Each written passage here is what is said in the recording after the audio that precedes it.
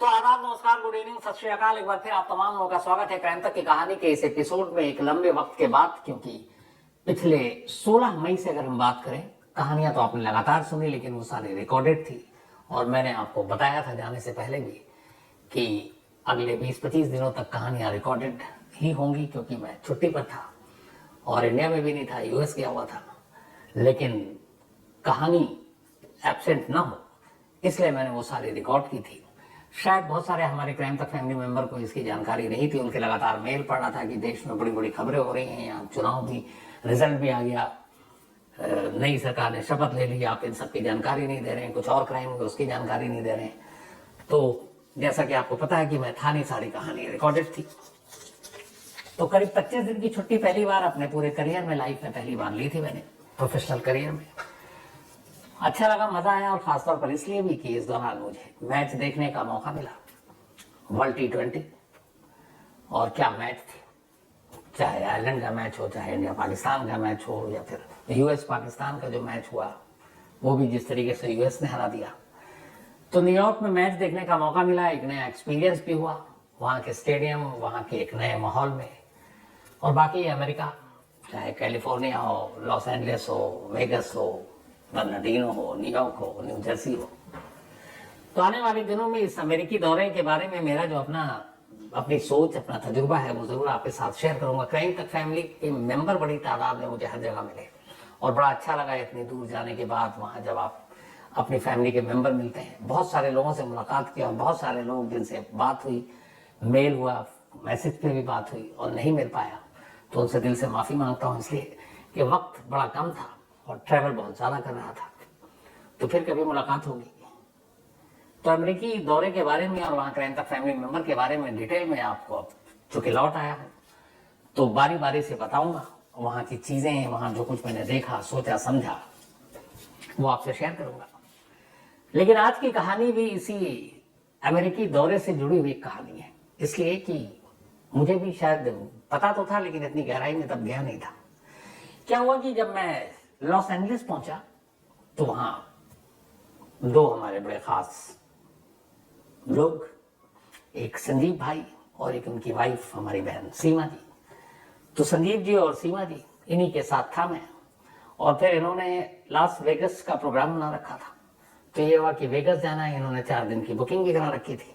अब मैं ये सोच रहा था कि वेगस में 4 दिन हम करेंगे क्या, क्योंकि वेगस एक तरह से कैसीनो और बाकी इन्हीं चीज़ों के लिए मशहूर था और है।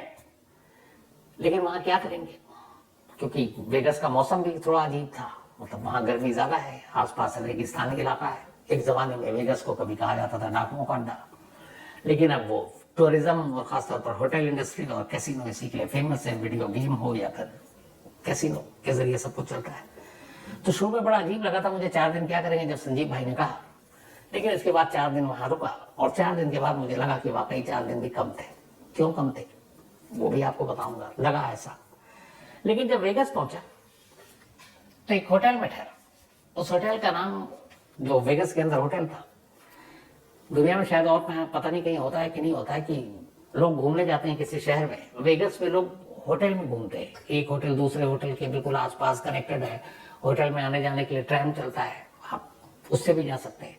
और शहर छोड़ दीजिए, सिर्फ होटल घूमकर लोग वेगस से लौट आते हैं, क्योंकि हर होटल के अपना एक थीम है, अलग अलग तरीके से बना है। और सबसे बड़ी बात है कि हर होटल में कैसीनो है, वीडियो गेम है, जो लोग दूर दूर से खेलने आते हैं। तो हम जिस होटल में ठहरे उसका नाम था मैंडले बे, बहुत ही खूबसूरत होटल। और इस होटल की 58 फ्लोर, 58वीं मंजिल पर रुका था। अब ऊंचाई काफी ज्यादा थी और इत्तेफाक से हमारे रूम के बिल्कुल बराबर में नीचे एयरपोर्ट। तो शायद 4 दिनों में मैंने जितने प्लेन को टेक ऑफ और लैंड करते हुए देखा, अपनी जिंदगी में नहीं देखा होगा। तो पहले दिन तो उस होटल में रुका। उसके बाद अचानक मुझे संजीव भाई ने बताया कि इस होटल के बारे में आपको मालूम है कि यहाँ क्या हुआ था। मैंने कहा नहीं। फिर जैसे ही उन्होंने कहानी सुनाई तो मैं 7 साल पहले लौटा और मैंने कहा हाँ, ये तो मैंने पढ़ा था और देखा भी था टीवी पर। और उसके बाद मैं अचानक एकदम कि ये क्या है। एक्चुअल में जिस होटल में मैं ठहरा था, उस होटल में 7 साल पहले एक ऐसा इंसिडेंट हुआ था जो अमेरिका की हिस्ट्री में इससे पहले कभी नहीं हुआ था। तो आज उसी होटल की पहले कहानी। मैंडले बे, यही नाम है इस होटल का। इस होटल में करीब 4000 कमरे, 4000 रूम्स। अब अगर एवरेज एक रूम में 3 लोग भी ठहरते हैं तो लगभग 12,000, किसी में 4-5 भी होंगे या 2 होंगे तो 10, मतलब 10,000 से कम उस होटल में कभी कोई रुकता ही नहीं है। एक पूरे मोहल्ले की आबादी समझ लीजिए आप। और करीब 62 फ्लोर्स हैं इस होटल पे, 62 मंजिल की होटल है। लेकिन इस होटल का 32वां फ्लोर बंद है 2017 से, और अभी तक बंद है। और वही आज कहानी है। तो इस होटल में 62 फ्लोर, 4000 कमरे, नीचे वही कैसीनो, वीडियो गेम लोग खेलते हैं। मैंने भी खेला क्योंकि देखना चाहता था ये क्या होता है, लोग क्यों इतना खेलते हैं।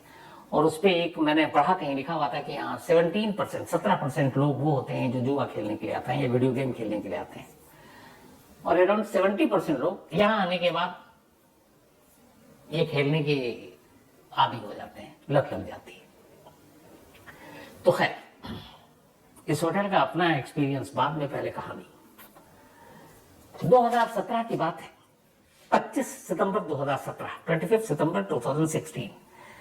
64 साल का एक शख्स जिसका नाम पैडक, वो इस होटल में चेक इन करता है। पैडक इससे पहले भी इस होटल में कई बार रह चुका था, 3 महीने पहले भी वो आया था, और अराउंड $38,000 वो यहां से हार कर गया था वीडियो गेम और इन चीजों में, कैसीनो में। लेकिन वो अक्सर आया करता था, न सिर्फ मैंडले बे बल्कि वहां के और भी दूसरे होटल, जैसे एक ब्लाजियो भी होटल है, उसमें भी ठहरा था। न्यूयॉर्क होटल है, वहां भी वो ठहरा। और हर होटल में चूंकि वहां कैसीनो है, वेगास, इसी के ऊपर पूरा टूरिज्म, पूरी इंडस्ट्री चलती है, तो अलग अलग होटलों में ठहरता था। और हमेशा जब भी वो आता वेगास तो करीब $1,00,000 तो उसके पास कैश होते हैं, बाकी कार्ड्स पैसे होते, वो खेलता और चला जाता। 25 दिसंबर 2017 को भी पैडक मैंडले बे में, उसने उससे पहले ही इस होटल में एक रूम बुक करा रखा था, क्योंकि वो अक्सर आता था और बड़े बड़े पैसे खेलता था कैसीनो में। तो ऐसे लोग जो ज्यादा पैसे लगाते हैं, ज्यादा खेलते हैं, उनके लिए होटल की तरफ से भी बहुत सारी सहूलियत, सुविधा दी जाती है, फैसिलिटी दी जाती है। कई बार इन लोगों को कॉम्प्लीमेंट्री रूम दिया जाता है। तो इस बार जब वो पहुंचा तो पैडक को इस होटल के 32वें फ्लोर पर रूम नंबर 135 ये दिया गया। ये कॉम्प्लीमेंट्री रूम था, इसके कोई चार्जेस नहीं थे। हालांकि ये एक स्वीट था जिसका वैसे किराया करीब $400 के आसपास है। वेगस की एक खास चीज ये है कि वहां पे जितने भी होटल हैं उनका किराया बहुत ज्यादा नहीं होता है, आम अगर शहरों की बात करें, न्यूयॉर्क या एलए के मुकाबले। तो मुझे संजीव भाई ने ये बताया कि इसकी वजह है बिजनेस मॉडल उनका। होटल के रूम इसलिए सस्ता रखते हैं कि लोग आएंगे, सस्ता है तो ज्यादा आएंगे, और फिर कैसीनो जाएंगे। तो होटल के रूम को सस्ता रखकर बाकी की कमाई कैसीनो से आसानी से हो जाती है। यही सोचकर रूम के किराया ज्यादा रखे नहीं गए। तो मैं भी जिसमें गया था अराउंड उसका शायद $100 पर नाइट था। तो अगर आप बाकी न्यूयॉर्क दूसरे सिटी के मुकाबले देखें तो ये सस्ता था, लेकिन होटल आलीशान है क्योंकि बाकी कैसीनो से वो अपना वसूल लेते हैं। तो पैडक को 32वें फ्लोर पर रूम नंबर 135 दिया गया। ये एक स्वीट था और उसको फ्री कॉम्प्लीमेंट्री। वो आया और उसके बाद वो दोपहर तक अपने रूम में रहता, फिर दोपहर के बाद से वो देर रात तक कैसीनो में बैठा रहता। इस रूम में आने के 2 दिन के बाद पैडक ने फिर से एक और रूम लिया इसी 32वें फ्लोर पर। इस बार उसको रूम नंबर दिया गया 134, ये भी कॉम्प्लीमेंट्री और एक स्वीट। 2 रूम अब उसके पास। होटल के स्टाफ से ही बहुत कम बात करता, सिर्फ 10 बार इसने टोटल बात की थी अगले 7 दिन तक इसने जब ये होटल में रहा था।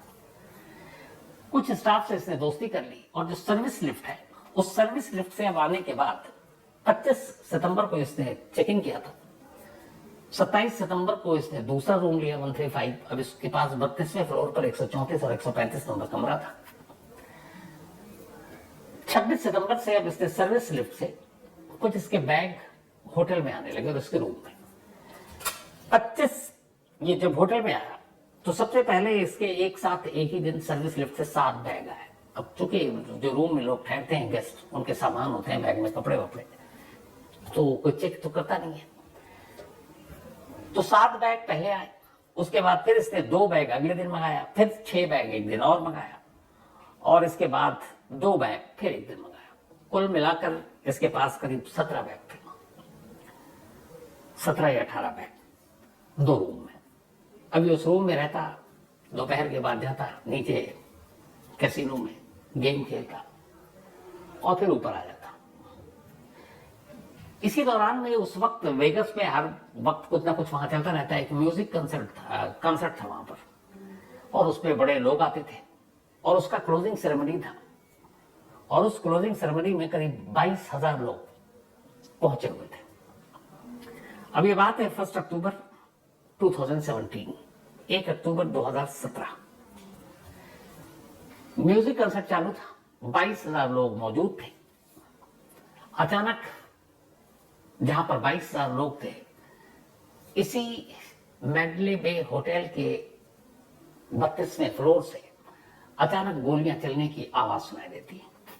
पहले 1-2 यूनिफायर होता है, फिर एकदम अचानक ऑटोमेटिक राइफल से एक साथ बस्ट, यानी एक बार में 5-5, 6-6, 10-10 फायर हो रही है।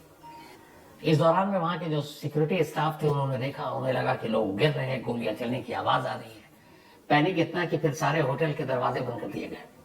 उन्हें यह था कि शायद हमलावर बाहर भी हो सकते हैं, ये टेररिस्ट हमला है, क्या है पता नहीं है। तो अब जो लोग बाहर की तरफ भाग रहे हैं वो भी फंस गए, और इधर गोलियां लगातार चलती रही। 10:05 रात का वक्त था जब गोलियां चलनी शुरू हुई, और 10:15 अगले 10 मिनट तक लगातार गोलियां चलती रही। एक अकेले शख्स ने 1000 राउंड गोलियां चलाई और 60 लोगों को मारा। और यहीं पे याद आया कि जो हथियार है, उसने कैसे हथियार जमा किए थे। आनंद पाल सिंह, एक गैंगस्टर और रॉबिन हुड, ये कहानी है कुकू एफएम के ऑडियो लर्निंग प्लेटफॉर्म पर, जिसे आप सुन सकते हैं। इसलिए कि आनंद पाल सिंह भी वो गैंगस्टर है जिसे हथियारों का बड़ा शौक था, और फिर कैसे उसका एनकाउंटर होता है। पर एक दूसरा पहलू भी है कि लोग उसे रॉबिन हुड भी कहते हैं। तो कुकू एफएम के ऑडियो लर्निंग प्लेटफॉर्म पर कहानी है आनंद पाल सिंह, गैंगस्टर और रॉबिन हुड। ये जरूर सुनिएगा। कुकू एफएम एक बेहद तेजी से बढ़ता हुआ ऑडियो लर्निंग ऐप है, और लाखों लोग इसको सुन रहे हैं और इससे कुछ ना कुछ नया सीख रहे हैं, आगे बढ़ रहे हैं। अगर आपने अब तक कुकू एफएम की ऑडियो बुक नहीं सुनी है, तो अब आपके लिए कुकू एफएम ने 7 दिन का फ्री ट्रायल शुरू किया है। इन 7 दिनों के दौरान आप पूरे प्लेटफॉर्म पर कोई भी शो सुन सकते हैं, जिसमें 5,000 शो शामिल है, बल्कि 5,000 से ज्यादा है, बिल्कुल मुफ्त। ऑफर बहुत तगड़ी है, तो अपने दोस्तों को और फैमिली मेंबर्स को भी ये जरूर बताना। जब गोलियों का शोर थमा, तो इस होटल के अंदर 60 लाख बल्कि 60 लोग मर गए। कुल 60 लोगों की मौत हो चुकी थी, और करीब 900 ऐसे लोग थे जो गोलियों के छर्रे से या भगदड़ में एक दूसरे के गिरने से घायल हो चुके थे। अब इतनी देर में सिक्योरिटी स्टाफ सारे अलर्ट हुए। गोलियां जिस तरीके से चल रही थी, लोग जिस तरीके से गिर रहे थे, पूरा अफरी तफरी का माहौल, हजारों की भीड़, 22,000 लोग तो म्यूजिक कंसर्ट में, इसके अलावा कैसीनो में कई 100 लोग, होटल में अलग अलग और गेस्ट, 4,000 कमरे हैं, उसमें भी बहुत सारे गेस्ट। तो फौरन 32वें फ्लोर की तरफ लोग भागे, सिक्योरिटी गार्ड भागे। उन्होंने हर तरफ देखा, तभी उन्हें लगा कि एक रूम ऐसा है जिस रूम का दरवाजा खुला हुआ है, और वहां कुछ ऐसे सेंसर और बाकी चीजें लगी थी कि रूम का दरवाजा ज्यादा देर तक खुला हो तो स्टाफ को पता चलता है। और इत्तेफाक से कुछ लोगों ने देखा था कि जहां पे कंसर्ट में गोलियां चल रही, उसका डायरेक्शन क्या है। तो सिक्योरिटी स्टाफ जब पहुंचे 32वें फ्लोर पे, तो उन्होंने देखा कि रूम नंबर 135 का दरवाजा खुला है। बड़े संभल कर उन लोगों ने जब अंदर दाखिल होने की कोशिश की, तभी उन्हें फिर से गोली चलने की आवाज आई।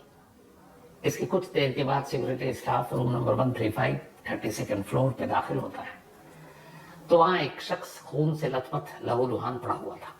थोड़ी देर के बाद पता चला कि शख्स को याद नहीं, इस होटल में रुका हुआ एक गेस्ट पैनिक है, 64 साल जिसकी उम्र है। और अब जब पुलिस ने देखा तो पहले तो कुछ समझ भी नहीं आया। खैर, इसके बाद उसके कमरे की जब तलाशी ली गई, तो सिक्योरिटी स्टाफ जितने भी थे सब, उनकी मतलब एक तरह से हवा खराब। उस कमरे में 15-17 बैग के अंदर 15 अलग अलग तरीके के हथियार, राइफल से लेके पिस्टल से लेकर, और अभी भी अनयूज्ड जो गोलियां, मैगजीन बैग में भरे पड़े हुए। ऐसा लगता था जैसे मानो कोई शख्स पूरे शहर को मौत के घाट उतारने आया, इतने हथियार थे। खैर, इसके बाद घायलों को अस्पताल ले जाया गया, गिनती हुई, 60 लोगों की मौत हो चुकी थी। 59 उस वक्त हुई थी, एक गोली लगी थी, वो सीरियस कोमा में, कुछ वक्त के बाद उनकी मौत हुई तो कुल 60 कैजुअलिटी हुई, 60 लोगों की मौत हुई और 900 लोग घायल हुए थे। अमेरिका के इतिहास में इससे बड़ा शूट आउट कभी नहीं हुआ। तो पहले लगा कि इसके पीछे पता नहीं किसकी साजिश है, FBI को भी मामले की जांच सौंपी गई, लेकिन फिर सारी चीजें आकर छानबीन के बाद मिस्टर पैडक पर ही रुक गई कि एक अकेले शख्स ने किया था, ना इसके पीछे कोई टेरर एंगल था ना कुछ और। जब छानबीन की गई तो पता चला कि जो पैडक है वो वेगस से करीब 100 मील दूर का रहने वाला रिटायर्ड पोस्टल सर्विस जो पोस्टल सर्विस डिपार्टमेंट है उसमें काम करता था, उससे रिटायर हुआ। उसके बाद उसने रियल एस्टेट का बिजनेस शुरू किया। उसके पास ठीक ठाक पैसे थे और हर 3 महीने में वो वेगस के अलग अलग होटल के अलग अलग कैसीनो में पहुंच जाता था और वो वीडियो गेम एक तरह से जो है उस पर खेलता, उस पर अपने पैसे लगाता, जीतता हारता। जब भी पहुंचता करीब $1 लाख तो कैश लेकर जाता, बाकी उसके पास कार्ड होता। चूंकि ये वीडियो गेम वहां पर अकेले आप बैठ के खेलते हैं तो इसलिए आपको कोई ज्यादा जानता नहीं, आपके कोई पार्टनर नहीं होता। लेकिन उसने ऐसा क्यों किया, ये एक बड़ा सवाल था। शुरुआत में बहुत सारी चीजें आई, टेरर एंगल आया, फिर आया साजिश के पीछे कई और लोग हो सकते हैं, ये भी आया कि शूटर एक से ज्यादा है। लेकिन फिर FBI की जो पूरी जांच हुई और उस जांच की जो आखिरी रिपोर्ट 2019 में आई, 2 साल के बाद, जो पैडक है उसके तमाम, उसकी 2 शादी हुई थी, दोनों बार डिवोर्स हो गया था। उसके बाद एक उसकी लास्ट में गर्लफ्रेंड थी। गर्लफ्रेंड और बाकी जितने भी करीबी लोग थे उनसे जब पूछताछ हुई तो FBI की जो फाइनल रिपोर्ट थी उसमें ये बताया गया कि इस शूटआउट के पीछे की असली वजह क्या थी, इस पर यकीनी तौर पर कुछ नहीं कहा जा सकता।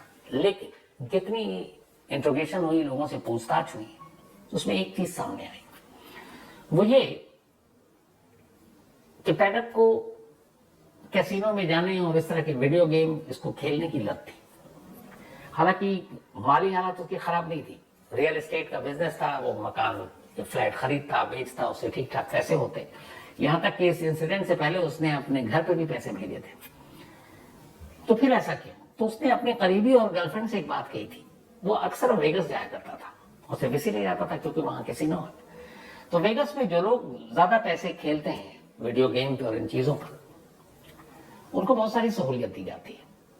उनको वेगस में घूमने के लिए, होटल में ठहरने के लिए, जैसे मैंने कहा, फ्री स्वीट, अलग से उनकी और खातिरदारी होती है। तो इसका मानना था पैडक का कि जिस तरीके से वो आता है और इतने पैसे खर्च करता है, उसके मुकाबले जो VIP और इस तरीके के बड़े दाव खेलने वाले जो लोग हैं, होटल के लोग उनके साथ सही सलूक नहीं करते। मतलब आम लोग जो आते हैं वीडियो गेम और कैसीनो में जो भी खेलने के लिए, उनमें और जो बड़े दाव लगाने वाले लोग हैं, उन दोनों के बीच में जो फर्क होना चाहिए वो उतना नहीं है। तो एक तो ये था। दूसरा, वो थोड़ा सा डिप्रेशन का भी कुछ शिकार चल रहा था। लेकिन ये चीजें उसने अचानक नहीं की, ये उसने पूरी प्लानिंग के साथ की। उसने करीब कहते हैं कि सारे जो हथियार थे वो लीगल तरीके से खरीदे थे और ये हथियार उसने काफी पहले से खरीदने शुरू कर दिए थे। बाद में उसने इन हथियारों को अलग अलग खेप में, अलग अलग सूटकेस में रखकर होटल तक मंगवाया, कमरे में ले गए। इतना ही नहीं, उसे ये भी पता था कि वेगस के इस मैंडले बे होटल में एक एनुअली सालाना म्यूजिक कंसर्ट होता है और वो शायद 27 सितंबर से शुरू होना था और 1 अक्टूबर को उसका क्लोजिंग सेरेमनी था। और क्लोजिंग सेरेमनी में एक बड़ा कोई सिंगर आया था तो उसकी वजह से ज्यादा लोग होते, करीब 22,000 लोग वहां पहुंचे थे। तो ये जब सारी जानकारी थी तब उसने इसी डेट में इस होटल के 2 सूट बुक कराए थे। तो ये सारी चीजें ये थी कि उसने ये अचानक नहीं किया, पूरी प्लानिंग के साथ की, तमाम आर्म्स एमुनेशन सब कुछ लेकर आया। 1000 राउंड, 100 राउंड नहीं, 1000 राउंड उसने गोलियां चलाई थी। ऐसा लग रहा था जैसे पता नहीं दिवाली के पटाखे कोई छोड़ रहा हो।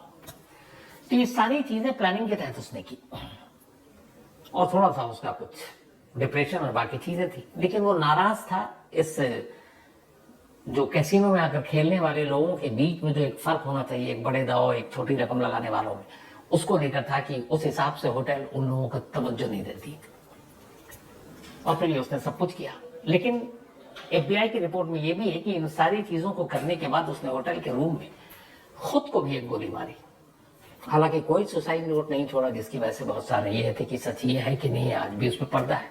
पर 2019 की FBI की फाइनल रिपोर्ट जो कोर्ट में सबमिट की गई और जो पब्लिक भी की गई, उसमें यही था कि वो शायद उसमें भी है कि 100% यही रीजन हो, ये हम नहीं कह सकते, लेकिन जितनी इन्वेस्टिगेशन की उसके मुताबिक यही है कि वो इस वेगस के तमाम कैसीनो और जो बड़े बड़े होटल्स हैं, क्योंकि उसी में कैसीनो है, उनके रवैये से वो नाराज था।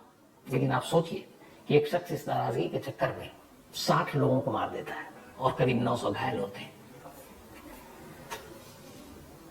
तो जब मैं इसी मैंडे बे होटल में पहुंचा तो मुझे कहानी नहीं मालूम थी कि, मतलब ये तो जानता था कि एक शूट आउट हुआ 2017 में, लेकिन यही मैंडले पे होटल है जिसमें मैं रुकने जा रहा हूँ, ये मुझे नहीं मालूम। वो तो संजीव भाई ने जब रिसेप्शन पे पहुंचे तब बताया, तो फिर मैं चौंक पड़ा। फिर मैंने पता किया तो पता चला 32nd फ्लोर, रूम नंबर 135, 134। अब क्राइम रिपोर्टर है तो फिर थोड़ा सा तो वो होगा कि उस फ्लोर पे जाया जाए, देखा जाए। लेकिन पता चला कि फिर मतलब फौरन वो सारी चीजें रह गई कि 32nd फ्लोर तो बंद है। अब सोचे कि एक होटल जिसमें 4000 कमरे, उसके एक फ्लोर पे कितने कमरे होंगे। लेकिन मालूम हुआ कि 1 अक्टूबर 2017 के बाद से ही ये 32nd फ्लोर अभी भी बंद है। 7 साल हो गए, हम 2024 में, और उस पर कोई नहीं जा सकता। फिर मैंने सोचा कि कुछ और रास्ता होगा वहां तक जाने का। तो इस होटल में अब चूंकि 62 फ्लोर है तो एक लिफ्ट का तो मतलब नहीं बनता, तो उन्होंने लिफ्ट का सिस्टम ऐसे कर रखा है कि सपोज 1 से 10 फ्लोर तक एक लिफ्ट होगी, 10 से 15, 16 तक दूसरी, उसके बाद इसी तरह बढ़ती जाती है। तो जैसे जहां मैं 58 फ्लोर पे था तो वहां 51 से शायद 59 तक की थी बस। तो मैं उस लिफ्ट से और किसी फ्लोर पे नहीं जा सकता था। लेकिन मैंने इस दौरान जहां जहां ये लिफ्ट लगे तो हर फ्लोर को तो नजर आ गया मुझे यहाँ है, लेकिन किसी भी जगह पर 32nd फ्लोर लिखा दिखाई नहीं दिया, और 32nd फ्लोर पर जाने का कोई और रास्ता नहीं था। तो उस फ्लोर पर तो जा नहीं पाया। लेकिन जब ये कहानी सुनी तो उसके बाद फिर मैंने ये देखा कि आखिर क्या है ये वीडियो गेम के नाम पर कैसीनो में क्या कुछ होता है। और वहां 4 दिन में रुका, जिसको जानने के लिए कई वीडियो गेम, जैसे 2-3 बड़े इंटरेस्टिंग है, एक मिस्टीरियस लैंप हो या फिर गोल्डन फिश हो, और पता नहीं एक ब्लैक जैक, शायद बहुत सारी मशीनें, उस पर दिन रात लोग बैठे रहते हैं। वहां के वेगस के किसी भी कैसीनो में आपको कोई घड़ी दिखाई नहीं देगी ताकि टाइम का पता ही नहीं चले, चाहे वो सुबह हो, रात हो, दोपहर हो, शाम हो, आपको हर वक्त लोग मिल जाएंगे वहां खेलते हुए। जब मैंने पता किया कि वेगस में ये जो कैसीनो और ये जो पूरा वीडियो गेम ये इतना पॉपुलर क्यों है, इतने लोग क्यों आते हैं पूरे दुनिया से, तो इनका अगर आप बिजनेस देखें, जो 2023 की एक रिपोर्ट है उसके मुताबिक जो रेवेन्यू है सिर्फ वेगस के कैसीनो का $10 बिलियन, $10 बिलियन एक साल का। 2023 का ये लास्ट है। अब आप अंदाजा लगाइए $10 बिलियन कितना होता है। और वेगस बहुत ज्यादा, बहुत बड़ा शहर नहीं है, बहुत ही छोटा सा शहर है, और सिर्फ इसी के लिए, मतलब ये होटल, ये दुनिया का इकलौता है जिसमें सिर्फ लोग होटल में घूमने के लिए जाते हैं, क्योंकि होटल में कैसीनो, आप कहीं भी जाइए, कहीं भी बैठ जाइए। तो आबादी कम, लेकिन पूरी दुनिया से टूरिज्म के हिसाब से देखें तो वेगस की अपनी जगह है, और उसकी वजह एक कैसीनो है। तो आजमाने के लिए मैं भी कई मशीन पर बैठा था, कई वीडियो गेम खेला, और इत्तेफाक से एक वक्त मैं और संजीव भाई बैठे हुए थे। अब जिस मशीन पे या जिस वीडियो गेम पे बैठा था, मुझे 2-3 ये तो पता चल गया था कि क्या होता है मिस्टीरियस लैंप और गोल्डन फिश, पर उस दिन जहां पे बैठा मुझे आइडिया नहीं था कि ये कौन सा है, लेकिन फिर भी बैठा हुआ था तो बटन दबा दिया, संजीव भाई ने पैसे डाल दिए। उसके बाद अचानक पता नहीं क्या तुक्का था, $858 वो निकल आया। तो कहते हैं कि यहाँ सब नसीब का खेल है, लेकिन इन 4 दिनों में जो मैंने पाया वो ये है, और जो भी वहां रेगुलर जाते हैं उनका ये है कि ये जो सारा गेम होता है, ये जाहिर सी बात है इंस्टॉल है, इन सबकी एक प्रोग्रामिंग हुई भी है, तो लोग जीतते तो हैं, लेकिन असली जीत कैसीनो चलाने वाले की होती है, उन होटल वालों की होती है, क्योंकि हर गेम का एक फॉर्मेट है, हर गेम की एक प्रोग्रामिंग है। तो प्रोग्रामिंग के हिसाब से कब कौन कितनी दिन भर में वो जिताएगा, अब कितनों को हराएगा, वो सब तय होता है। तो मान के चलिए कि ऐसी जगह पर जाने के बाद लालच में इंसान बर्बादी होता है और कुछ नहीं होता। तो ये थी उसी मैंडले बे की, वेगस की कहानी। इस दौरान में मैंने जैसा कहा कि अभी लौटा हूं और अभी जेट लैग भी है, क्योंकि कल ही आया हूं और दिन रात का सारा उलट पुलट हो चुका है। तो धीरे धीरे अब थोड़ा सा नॉर्मल होगा, फिर नॉर्मल कहानी की तरफ भी आऊँगा। जो रिकॉर्डेड कहानियाँ थी अब लाइव, तो बर्थडे विशेष और मैरिज एनिवर्सरी इसका सिलसिला भी अब कल से शुरू कर दूंगा। और अमेरिका में क्राइम तक फैमिली मेंबर, अमेरिका का तजुर्बा, वो भी आपके साथ कल से अलग अलग शेयर करूंगा। लेकिन आज इस कहानी और इस कहानी के लिए खासतौर पर संजीव भाई, सीमा जी, आप दोनों का शुक्रिया। आपने जो कंपनी दी वाकई उसका शुक्रिया, बड़ा अच्छा लगा। इसके अलावा परमिंदर रसिया एंड फैमिली, परमिंदर साहब थैंक यू सो मच। और खासतौर पर गूगली जी नमस्कार, थैंक यू सो मच। बड़े अच्छे आप लोग मिले मुझे वहाँ। नितिन जॉली और सनी भाई, सोनी भाई, थैंक यू नितिन भाई। आपने जो देखा, मतलब नितिन के बारे में क्या बोलूँ आपको, मैं जहाँ था वहाँ से करीब 2 घंटे की ड्राइव थी और ये सिर्फ 5 मिनट के मिलने के लिए 2 घंटा ड्राइव करके पहुँच गया। तो नितिन भाई, आप, आपकी वाइफ, दोनों का दिल से शुक्रिया। साथ ही कुलविंदर पाजी न्यूयॉर्क में मिले और इन्होंने मुझे इंडिया आयरलैंड का मैच दिखाया, लेकर गए।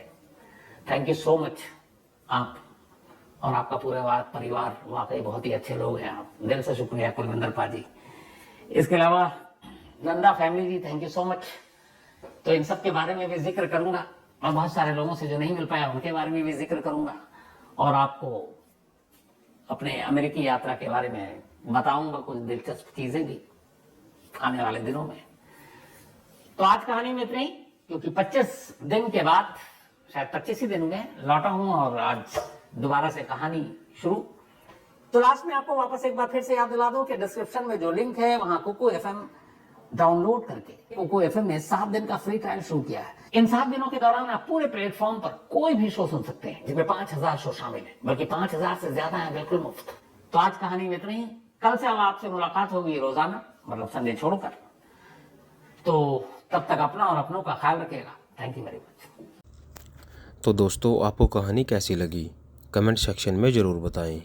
अगर आपको इस कहानी से शिकायत है तो हमारी मेल आईडी पर मेल करें, हम इस कहानी को चैनल से डिलीट कर देंगे।